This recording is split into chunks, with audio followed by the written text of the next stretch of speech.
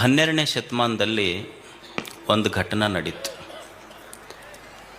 ತುರ್ಗಾಹಿ ರಾಮಣ್ಣ ಅಂತ ಇದ್ದ. ಆ ತುರ್ಗಾಹಿ ರಾಮಣ್ಣ ಅವ ಸಾಲಿ ಕಲೀಲಾರ್ದ ಮನುಷ್ಯ. ಅವ ಏನು ಮಾಡ್ತಿದ್ದ ಅಂದ್ರೆ ದನ ಕಾಯುವ ಕಾಯಕ ಮಾಡ್ತಿದ್ದ. ದನ ಕಾಯುವ ಕಾಯಕ ಮಾಡುವಂಥ ತುರ್ಗಾಹಿ ರಾಮಣ್ಣನಿಗೆ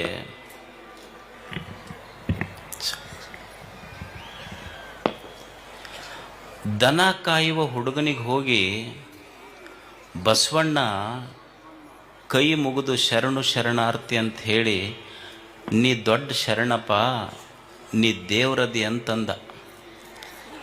ತುರ್ಗಾಹಿ ರಾಮಣ್ಣಂದ, ನಾ ಹೆಂಗೆ ದೇವ್ರಾಗ್ತೀವ್ರಿ, ನಾವೆಲ್ಲ ದನ ಕಾಯೋರು ಅಂದ. ಅವಾಗ ಬಸವಣ್ಣವ್ರಂದ್ರೆ, ಇಲ್ಲ ಇಲ್ಲ ನೀನು ದೇವ್ರ. ಅವ ತುರ್ಗಾಹಿ ರಾಮಣ್ಣಂತಾನ, ನಾವು ದನ ಕಾಯವ್ರಿ, ದನ ಕಾಯವ್ರಿ ಹೆಂಗೆ ದೇವ್ರಾಗ್ತೀವಿ. ಬಸವಣ್ಣಂದ, ದೇವ್ರದಾನಲ್ಲ ಅವ ಜನ ಕಾಯ್ತಾನ, ನೀ ದನ ಕಾಯ್ತಿ, ವ್ಯತ್ಯಾಸ ಇಷ್ಟೇ, ಕಾಯವ್ರು ದೇವರಾಗ್ತಾರೆ, ಜನ ದನ ಪ್ರಶ್ನೆ ಇಲ್ಲ. ಅದಕ್ಕೆ ಕಾಯುವವರು ದೇವರಾಗ್ತಾರೆ. ಇಂಥದ್ದೇ ಒಂದು ಘಟನೆ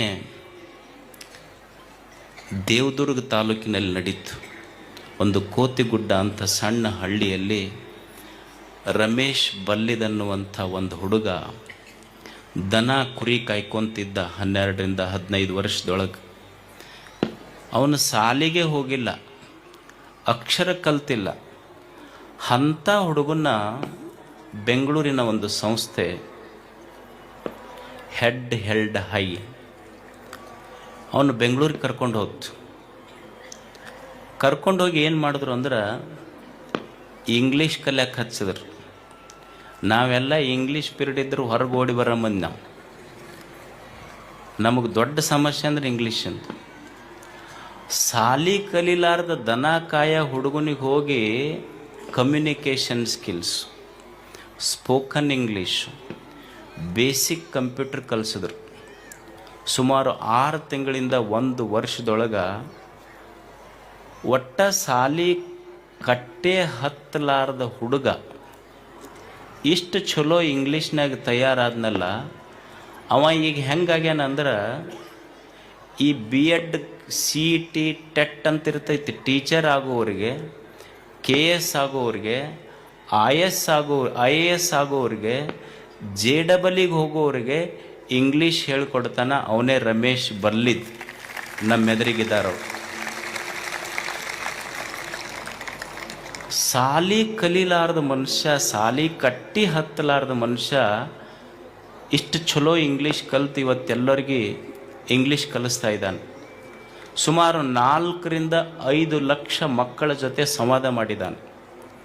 ಕರ್ನಾಟಕದಲ್ಲಿ ಹಳ್ಳಿಗಳಲ್ಲಿ ಮಕ್ಕಳಿಗೆ ಈ ಇಂಗ್ಲೀಷಿನ ಭಯ ಹೋಗಬೇಕು ಅಂತ ಸುಮಾರು 700 ಕಾರ್ಯಕ್ರಮಗಳನ್ನು ಮಾಡಿದ್ದಾನೆ. ಅಂಥ ವ್ಯಕ್ತಿ ಅಂದ್ರೆ ಶಾಲೆಯ ಕಟ್ಟೆ ಹತ್ತದೆ. ಇವತ್ತಿಗೂ ನಾ ಕೇಳಿದೆ, ನಿಂದು ಯಾವುದರ ಸರ್ಟಿಫಿಕೇಟ್ ಏನಾರ ಸಿಗ್ತಾವನೋ ಅಂತ. ಅದು ಸರ್ಟಿಫಿಕೇಟಿಗೆ ನಮಗೆ ಒಟ್ಟ ಬೆಟ್ಟಿನೇ ಇಲ್ಲರಿ ಅಜ್ಜರ, ನಮಗೂ ಅದಕ್ಕೂ ಅಂದವ. ಸರ್ಟಿಫಿಕೇಟ್ ಇಲ್ಲ, ಆದ್ರೆ ಬಹಳಷ್ಟು ಜನರಿಂದ ಸರ್ಟಿಫೈಡ್ ಆಗೈತೆ ಅವನಿಗೆ, ಇವ ಚಲೋ ಇಂಗ್ಲೀಷ್ ಮಾತಾಡ್ತಾನಂತೆ. ಅಂಥ ಒಬ್ಬ ಸಾಧಕ ನಮ್ಮೆದುರಿಗಿದ. ನಮಗೆಲ್ಲ ಉತ್ತರ ಕರ್ನಾಟಕದ ಮಂದಿಗೆ ನಮ್ಮನ್ನು ಹಿಡ್ಕೊಂಡು ಹೇಳೋದು, ನಾವೆಲ್ಲ ಇಂಗ್ಲೀಷ್ ಪೀರಿಯಡ್ ಇದ್ದರೂ ಹೊರಗೆ ಬರ್ತಿದ್ವಿ ನಾವು.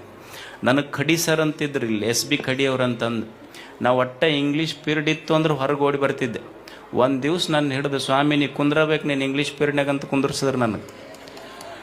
ನಿಮಗೆ ಆಶ್ಚರ್ಯ ಅನ್ನಿಸ್ಬೋದು, ನನಗೆ BA ಫೈನಲ್ ಇಯರ್ ಪಾಸ್ ಆದಮೇಲೆ ಒಂದು ಇಂಗ್ಲೀಷ್ ಸೆಂಟೆನ್ಸ್ ಫುಲ್ ಸ್ಟಾಪ್ ಬಂತು ಅಂದ್ರೆ ನೆಕ್ಸ್ಟ್ ಕ್ಯಾಪಿಟಲ್ ಬರಿಬೇಕು ಅನ್ನೋದು BA ಫೈನಲ್ ಇಯರ್ ಆಗಿಂದ ಗೊತ್ತಾಗೈತೆ ನಮಗೆ. ನಾವು ಹೆಂಗೆ ಇಂಗ್ಲೀಷ್ ಪಾಸ್ ಮಾಡಿದ್ವಿ ಗೊತ್ತಿಲ್ಲ, ಮತ್ತು ನಮ್ಮನ್ನು ಪಾಸ್ ಮಾಡಿದ ಟೀಚರು ಅಷ್ಟ ಶಾಣ್ಯರಿದ್ರು ಕಾಣ್ತೈತೆ. ಅವ್ರು ಒಟ್ಟ ಮಾಡಿ ದಬ್ಬದ್ರು ನಮಗವ್ರು. ಅಷ್ಟು ದುಬಾರಿ ನಮಗದು.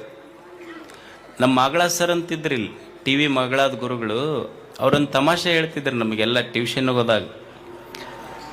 ಒಂದು ಹುಡುಗಿತ್ತಂತ, ಅವನಿಗೆ ಭಾಳ ಕಷ್ಟಪಟ್ಟು ಸರ್ ಕಲಿಸ್ತಿದ್ರಂತ.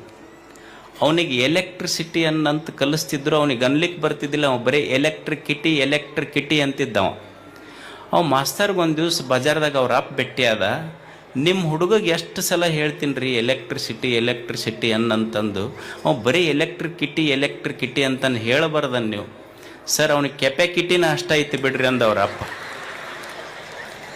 ಅವನಿಗೆ ಕೆಪಾಕಿಟಿನ ಅಷ್ಟ ಐತಿ, ನೀವ್ಯಾಕೆ ತಲೆ ಕೆಡಿಸ್ಕೊಂತೀರ ಅದ್ರ ಬಗ್ಗೆ. ಅವ ಮಾಸ್ತರ್ ಹೋವಾರ್ದ, ಇದು ಹಿಂಗಾದ್ರೆ ಚಲೋ ಆಗೋದಿಲ್ಲ ಅಂತ ಅವ್ರ ಅಜ್ಜಿಗೆ ಹೋದ. ಅವ್ರ ಅಜ್ಜಿಗೆ ಹೋಗಿ ಭೇಟಿಯಾಗಿ ಹೇಳ್ದ, ಅಲ್ರಿ ಮತ್ತು ನಿಮ್ಮ ಅಮ್ಮಗ ನೋಡಿದ್ರೆ ಎಲೆಕ್ಟ್ರಿಕಿಟಿ ಅಂತಾನ, ನಿಮ್ಮ ಮಗ ನೋಡಿದ್ರೆ ಕೆಪಾಕಿಟಿ ಅಂತಾನ, ಇವ್ರಿಗೆ ನೀವರ ಹೇಳ್ಬೇಕಲ್ಲ. ಸರ್ ಅವು ಮಳ್ಳದವು, ಎಂದು ಯೂನಿವರ್ಸಿಟಿ ಕಟ್ಟಿನೇ ಹತ್ತಿಲ್ಲ, ಅವಕ್ಕೇನು ಗೊತ್ತಾಕೈತಂದು. ಅವು ಒಂದು ದಿವ್ಸ ಯೂನಿವರ್ಸಿಟಿ ಕಟ್ಟಿ ಹತ್ತಿದ್ರೆ ಗೊತ್ತಾಕೈತೆ ಅವು. ಅವು ಮಾಸ್ತರ್ ಅಂದ, ಈ ಊರು ಖಾಲಿ ಮಾಡೋದ ಬೇಷಂದ. ನಾವು ಏನಾದರೂ ಮಾಡಿ ಕೊನೆಗೆ ಇವ್ರ ದುರ್ದೈವಕ್ಕೆ ಅವ್ರ ಮುತ್ತಜ್ಜ ಬದುಕಿದ್ದ. ಅವನಿಗೆ ಹೋಗಿ ಭೇಟಿ ಆದ. ಹೋಗಿ ನಮಸ್ಕಾರ ರೀ ಯಜಮಾನ್ರೇ ಸಾವ್ಕಾರ. ಅವ ಕೈ ನಡುಗ್ತಿತ್ತು, ಮುದುಕ ವಯಸ್ಸಾಗಿತ್ತು 100-110 ವರ್ಷ.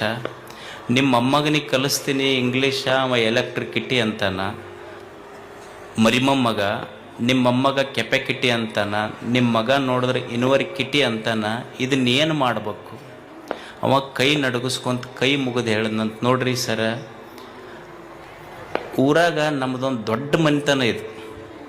ಅವ ಎಲೆಕ್ಟ್ರಿಕಿಟಿಯರ ಅನ್ನಲಿ, ಅವ ಕೆಪಾಕಿಟಿಯರ ಅನ್ನಲಿ, ಅವ ಯೂನಿವರ್ಸಿಟಿಯರ ಅನ್ನಲಿ, ದಯವಿಟ್ಟು ಇದು ಪಬ್ಲಿಕಿಟಿ ಮಾತ್ರ ಮಾಡಕ್ಕೆ ಹೋಗ್ಬೇಡ್ರಿ.